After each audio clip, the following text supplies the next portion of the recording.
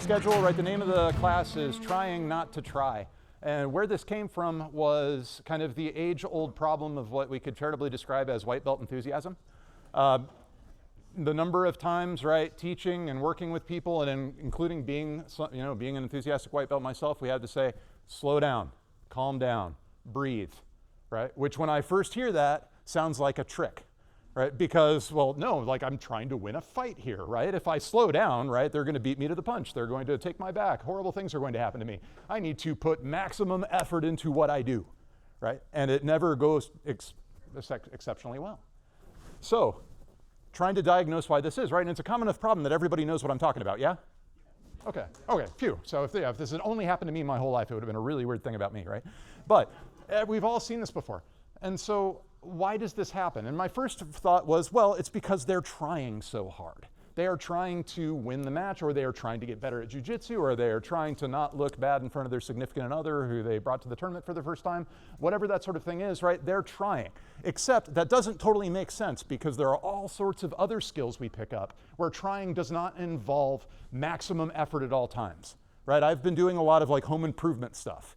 A lot of stuff that I'm a novice at, and I am trying my best, but my trying does not amount to shoving a wrench in the wall and just flailing it about, right? If anything, I am overly cautious and careful and making very sure that I don't put too much pressure and so on, right? It's a much more fine-tuned form of trying. And so this got me thinking, right? And buy me a beer later, right? And I will talk to you about the logic of trying until you wish you hadn't, right? I'm not going to do that to you here, okay? But there are kinds of trying. So there's like lift a heavy rock trying, right? Something like that, right? Strongman trying, where it's activating lots of muscle fibers and exploding, right? All this other stuff, right? I'm putting as much oomph into this as I possibly can. But then there's also like trying to sit perfectly still trying, right? Which if your way of sitting perfectly still is tensing up like this, right? You're doing it wrong, right? A better strategy, deliberately relax everything, okay? Third kind of trying, and the one that's really relevant here and also allows me to make good on a promise I made on the Discord, saying the name of this city. All right, so Louisville. It is not Louisville, right? I grew up in the North. I overpronounce everything most of the time. Louisville is not the correct way to do it. To try to say Louisville correctly, yes, there's a little bit of action here in the front of the mouth, right? But you just deaden everything from here back, okay? Right? You consciously suppress those structures, and then you let these work. And between those two things working in tandem, then you force a little air out of your face, and sure enough, you say it correctly, and no one corrects you, okay? Jiu-jitsu, at least as we're going to be doing it today, is a lot like saying Louisville, okay? Helio said that, I think, okay?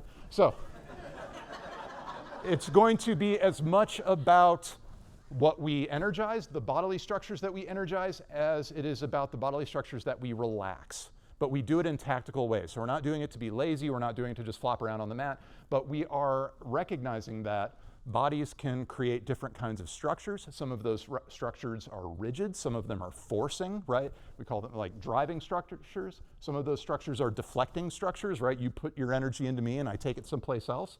Some of the structures are dampening structures, meaning you put energy into me and I diffuse it. Right? And when you've ever been underneath somebody who feels like a sandbag or a wet blanket or whatever that is, right? It's not from them squeezing. It's from them just chilling out, but chilling out in a very specific way, right? So when I talk about kind of good rolling in this context, right, I think about investing energy in creating tactically strong bodily structures, and ideally ones that give me some sort of either strategic or energetic asymmetry, by which I mean, right, the strategic asymmetry. If you've ever rolled with a more advanced belt and everything you do makes it worse for you, right? Every time I move, they just end up in a better position, and then I move again and they're in a better position, right? That's not always because they're so strong and fast, right? It's because they've set things up in a way to where every time you move, it gets worse for you, right? Energetic asymmetry is, especially on top, everything I do, I want them to burn more energy than I do. Always. This is especially important if you are like me, right, pushing 45 and a half, and things are starting to slow down, and now you need to just drain the mana of the young so that you can slow them down, okay? So that's what we're going to be working on today, right? So it's as much about relaxing, but relaxing in a very tactical way. So that's enough of me yammering. Keegan, can I steal you?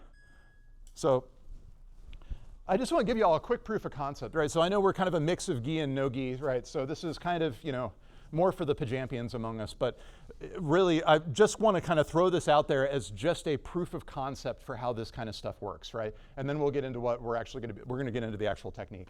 But my favorite thing, right, taking it back to 2010, Spider Guard. Does anyone play Spider Guard? Yeah, I play it. I love it for keeping big people off of me and stuff like that, creating space. I'm a big fan. It's not real. Here's why. So right, bottom player's got a hold of my sleeves. He puts his feet in my biceps, right? Ta-da, right? Oh, we're coming very close to the limits of the trapezoid of knowledge. Here we go. All right, so we're here. Now, if I go hard and I try to pass Keegan's guard, right? What's great about this is he can move me around, right? He can off-balance me. He can start pedaling his feet, right? And every time I move, it gets a little bit worse for me. If I sit here and I just relax my arms, go completely limp. Okay, move me around. Right now it's dumb, right? What's the difference? Spider Guard is kind of a consent-based guard, right? It's the sort of thing where I have to give him the right kind of energy for it to work at all.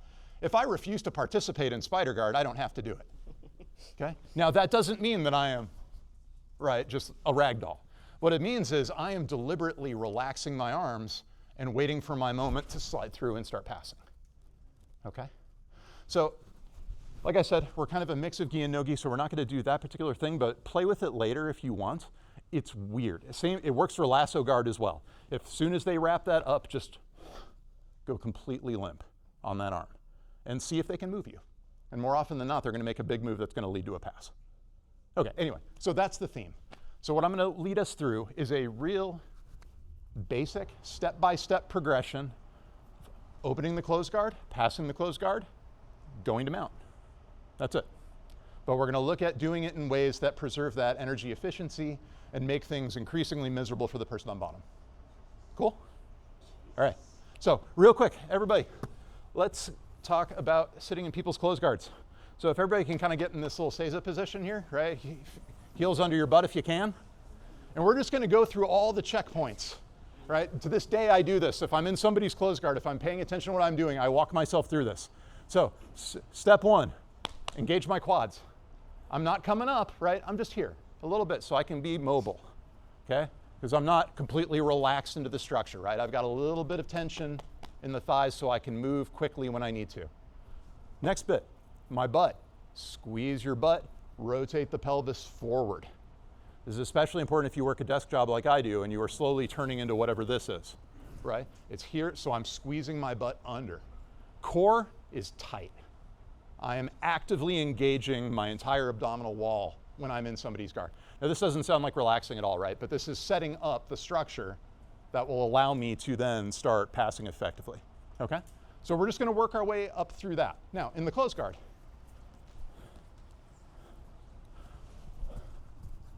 Okay? How not to do it, right? And we've all been there, right? All that good stuff. We're not going to worry about that. We're going to worry about posture that puts us in a safe position in the closed guard. So I'm here, I go through my checklist. Quads are engaged, butt's engaged, pelvis tilts forward, core is engaged. My knees pinch in just enough to take his butt off the mat. Okay? The reason I'm doing all that, I haven't said a word about my hands yet. What I'm most worried about in somebody's closed guard is for him to pull me forward with his legs, right, and wrap me up, or bump sweep me backwards. So, quads, hips, core. My arms, I'm just going to keep them inside. I'm just going to let them float. My knees pinch in to take his butt off the mat. Now, if he tries to pull me forward with his legs, I hip. Right? I hip forward, right? No hands, right? Go ahead. Okay? That's okay though, right? Because he's a young, strong athlete. He's going to sit up.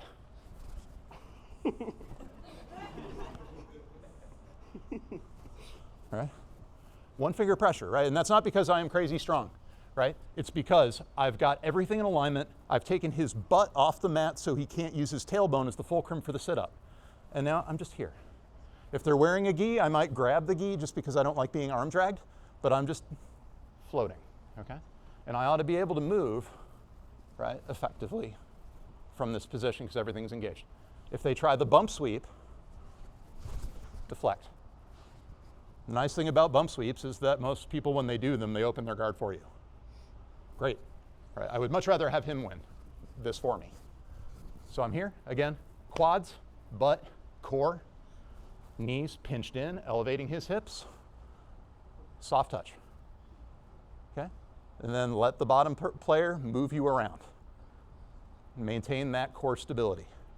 Okay? Easy enough? All right. Go ahead, partner up. We'll get a few minutes of that, just working that person on bottom, move them around, try to sit up, try to pull them down, try to mess with their base.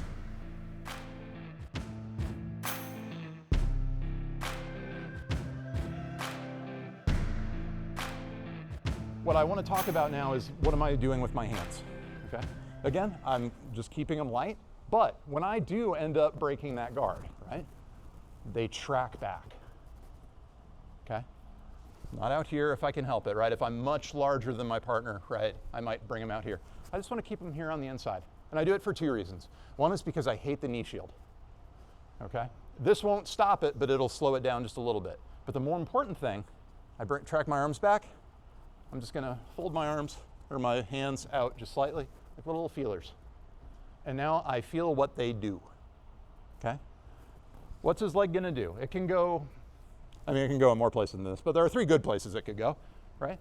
They retract their legs back, or they drop it down, or they drop it down and out. I need to have an answer preloaded for each of those, okay?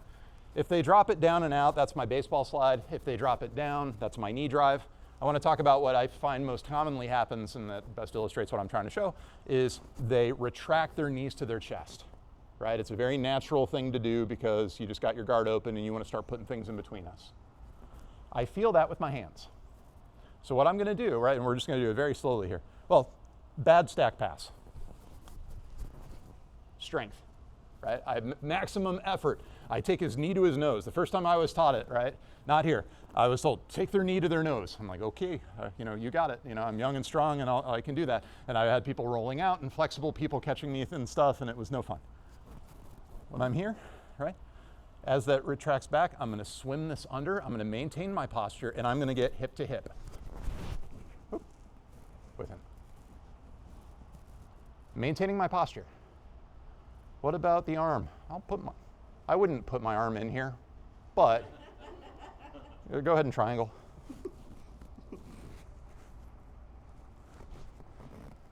All right, Keegan is good at jiu-jitsu. I'm being unfair, right? Right. If I have good posture, there is no triangle. I don't care so much about the one arm in, one arm out stuff beyond what if this ends up being a problem for me later if I screw up. If I go like this, I get triangle. Here. And now, so I'm back. As I feel that leg retract, I follow it, swim this under. I'm not using my arm strength. I'm attaching my elbow to my ribs, moving my body forward till I get hip to hip. Here's the secret sauce for the advanced mode. This changed it for me. I pinched my elbow in. See how that just like kinked his whole spine? Right. Now, this is that kind of strategic dominance, right? Because I don't have to go fast here. Because every movement he makes does what? Feeds my pass. I just have to get here. I've set the conditions. And now, right, as he starts moving, right? I move my head a little bit for the sake of my glasses, right? But all we have, right, once we're there, we keep that structure and we pressure. And the pressure is not knee to his nose. The pressure is put his lower back on the mat, pinch my elbow in, and then just put pressure. So leader. I don't have to use a lot of energy for this. In fact, I would rather, with the exception of my arm and my hips, keep everything from here up relaxed. So when you do this, get hip to hip, keep your posture, and then see how lazily you can finish this pass. By which I mean relax and just make them carry you. Okay. Without sacrificing position, right? If you go, right, of course, they're gonna get out from under you, right? That's not the idea. But it's getting here, relaxing, and just soft pressure forwards. Okay? Let's give it a shot.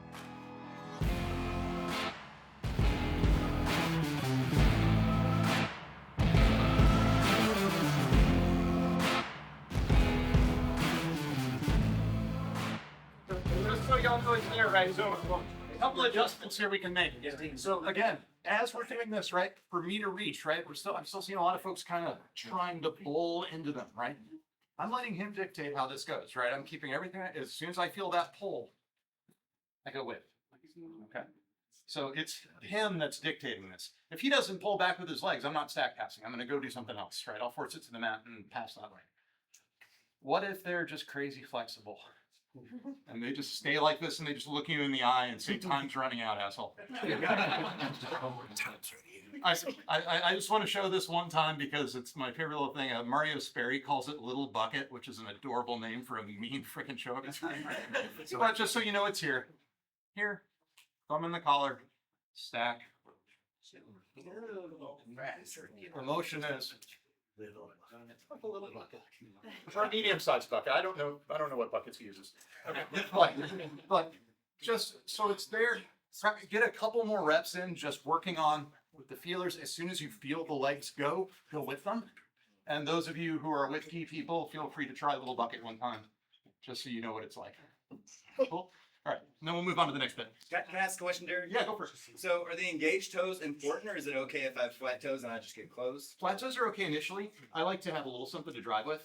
But really and truly, like I've rolled with people that are so good at just this and having the structure. And we were talking about it here. It doesn't feel like you're being smashed, but it's just everything you're doing is pinging off of the structure they've set up, right? Which is great, right? Because again, it gets back to every time I move, it gets worse for me, which is what I want to create. So, all right. Can you do that choke one more time? Absolutely. Sorry. Well, Keegan. Sorry. One more time. Right? Thumb in the collar. You guys, right? Especially newer folks, right? Anytime I'm getting the thumb in the collar, I'm trying to wrap, soft wrist, wrapping around the neck. I get a thumb in. I'm picking up, right? I'm either grabbing the belt or the pants. I'm just loading up. Dropping that elbow. Right? So, everyone line up. We'll all do it together. All right, guys. So go ahead and give that a shot, and then we'll move into the next bit in the progression.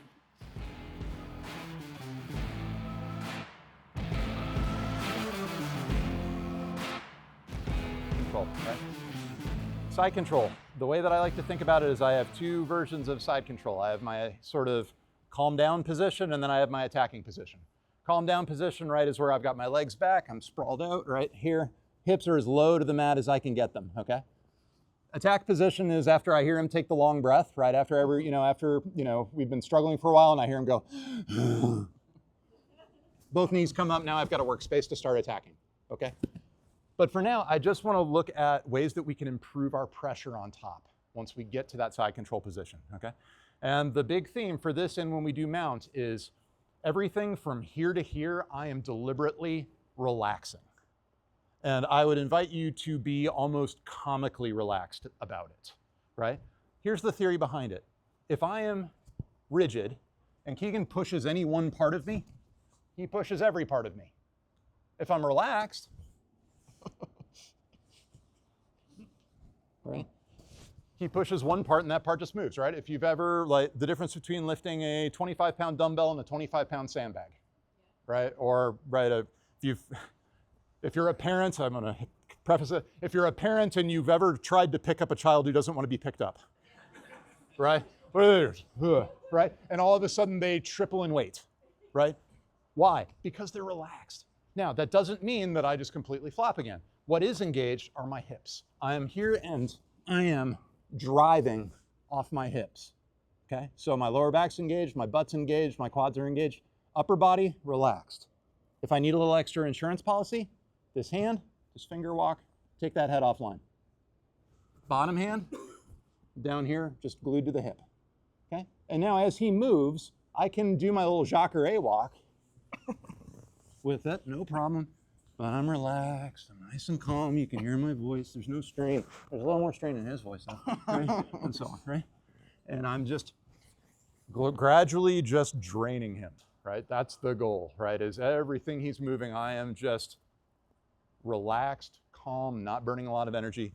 Guys, that Jacare drill, by the way, is one of my biggest pet peeves in jiu-jitsu, in the sense that when I realized what it was actually for, I was really mad at myself. So if y'all have ever done that drill, like this, right? The walking push-up. That's not what it is.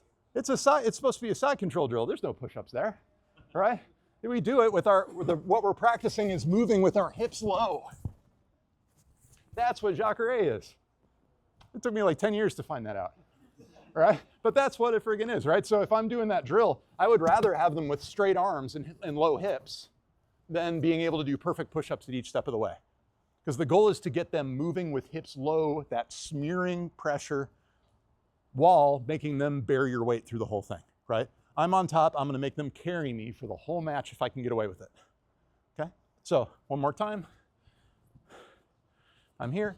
And again, there are a bunch of different side controls, right? Everybody knows this, right? So, but I'm just looking at the ones on either side. The bad version. Now the problem here, both, if I'm rigid, if he moves one part of me, he moves all of me.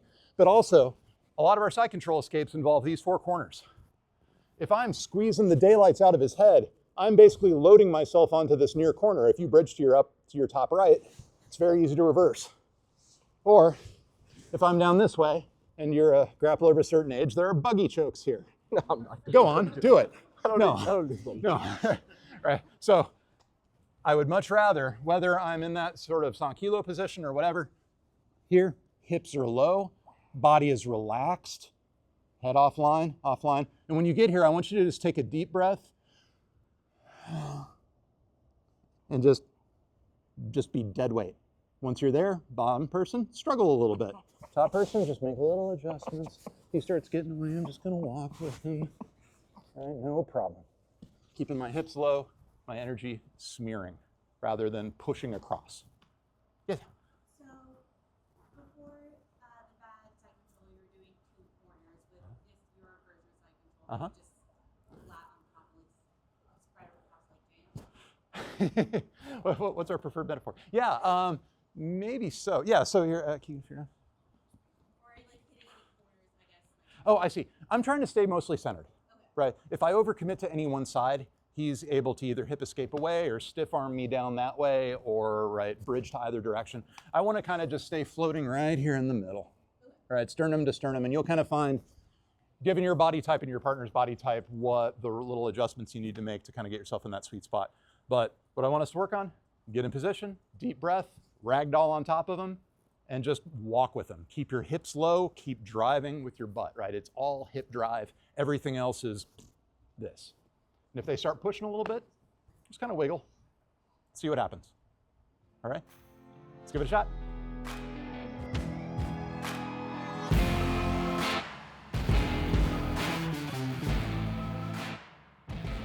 We're gonna do a little bit more with that side control. Two things, one thing I noticed and one thing I didn't share that I'm gonna add. The thing that I noticed, right, butts are too high. Right, in general, right? Some of that is a hip flexibility issue, right? And that's why like some of those stretches are really important, right? But one thing, and I do this myself, right? Maybe this is a question we should all ask ourselves periodically throughout the day. Where's my butt, right? At any given time, I'm in side control, where's my butt?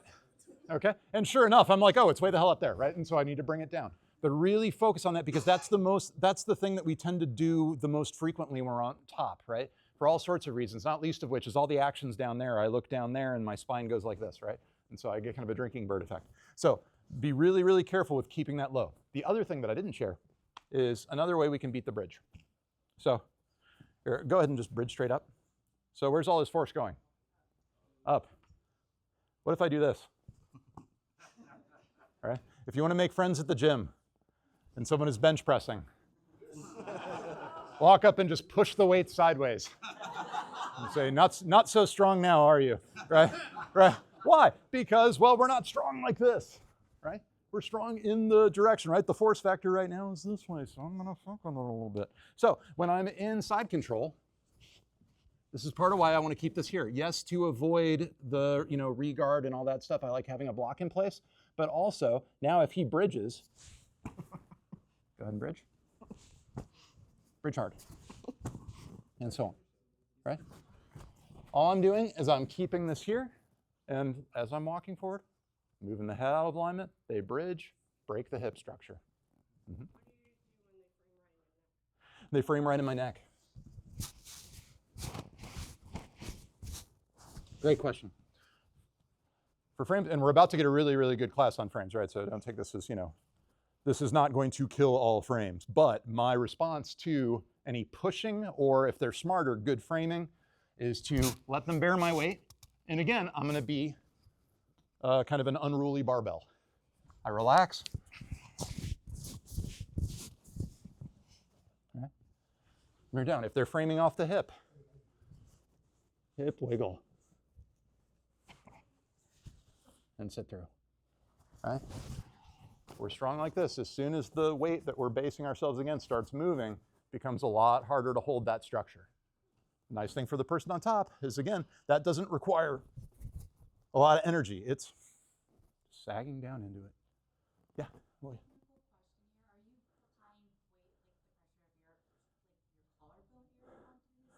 so I wouldn't want to use my collarbone as a leading edge, but yeah, it's just kind of where it's at, right? My focus is just maintaining stable base, right? And on top. So wherever it is, right, wherever he's chosen to frame, right, I'm just moving, taking it out of alignment. This time it's up high, okay? So go ahead and try that now. So this is, right, kind of the theme is they're starting to mount a little bit of a defense by bridging and framing, knock the bridges over, just kind of gently wiggle through the frames, kind of compress them. They're trying to carry a water bladder up a flight of stairs. All right, give it a shot. Okay, but just so y'all know it's here. Oh, no, back in the trapezoid. Good, all right. So guys, I'm gonna kind of gloss over transitioning the mount, right? For every one of these are a billion little details, right? That's the joy of basics. But just so you know, right, that little bit that I was doing with breaking down the bridge here, if I need to sit through to mount, say, here, I've got a knee in the hip, my foot is based on the mat. Here, I'll come over here so you can see. So boom, I sit through, here.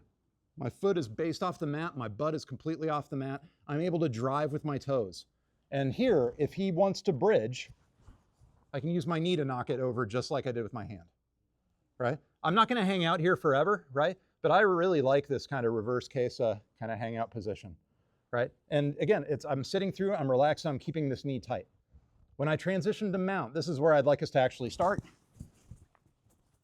Boop, there we go. So we're here, done a good job with my side control. Go ahead and keep your hands up at the here at the ready, right? So I got different answers for ghost escapes. But here, so I'm sitting through. When I'm stepping over to mount, common mistake, right? And again, this is really basics, but it's basics that I think are important. Try to avoid this. My goal when I step over, hook. And now I'm doing a hamstring curl to stay tight. The only thing that is active are my legs. Upper body is still completely relaxed. So I'm here, sit through, hook. Notice I haven't stepped over yet, right? New folks especially, right? We always run into trouble with this. And then I get put in half guard. Here, step, relax, catch, hamstring curl. Grind the hips down. From here,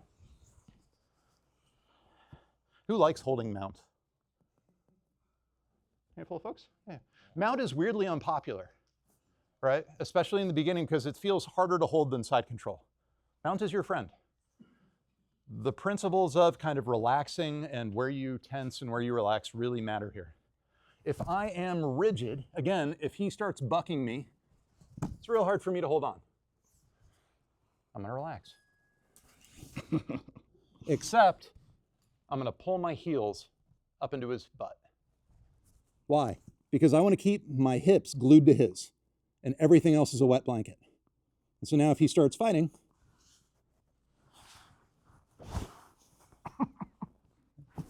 play around, right? Take your hands off the mat a little bit. If I do need to, let's turn this way. If he's really strong at bridging to one side or the other, that's where these spurs come in handy, right? Whichever side he bridges to, I drop it. He bridges the other side, I drop it. And I just come back to here. Nice and relaxed. Some people give me grief about my knees being wide.